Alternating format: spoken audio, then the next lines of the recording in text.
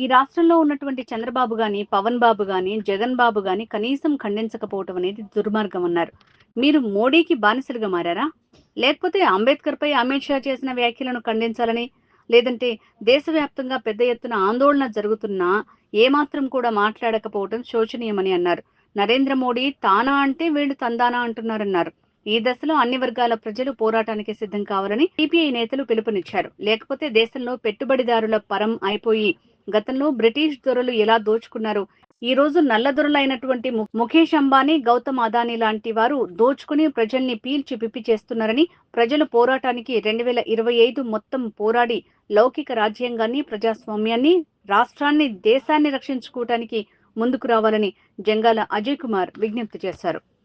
మరొక ముఖ్యమైన అంశం, ఈ దేశంలో ఈ దేశానికి ప్రపంచ మేధావిగా వేణోళ్ళ కొనియాడబడుతున్నటువంటి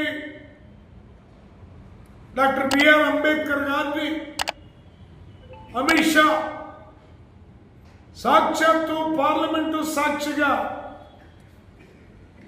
దూషణ భూషణలకు దిగితే, వ్యంగ్యాస్త్రాలతోటి మాట్లాడితే దానిపైన ఈ రాష్ట్రంలో ఉన్నటువంటి చంద్రబాబు కానీ, పవన్ బాబు కానీ, జగన్మోహన్ రెడ్డి కానీ కనీసం ఖండించకపోవటం అంటే మీరు మోడీకి బానిసలా కాదా? ఇది మిమ్మల్ని మీరు ఆలోచించుకోవాల్సిన అవసరం ఉందని చెప్పి సందర్భంగా తెలియజేస్తూ ఉన్నా. దేశవ్యాప్తంగా పెద్ద ఎత్తున ఆందోళనలు జరుగుతూ ఉంటే ఏమాత్రం కూడా మాట్లాడు. నరేంద్ర మోడీ తానా అంటే వీళ్ళు తందానా అంటా ఉన్నారు. ఈ దశలో అన్ని వర్గాల ప్రజలు పోరాటానికి సిద్ధం కావాలని సిపిఐగా పిలుపునిస్తూ ఉన్నాం.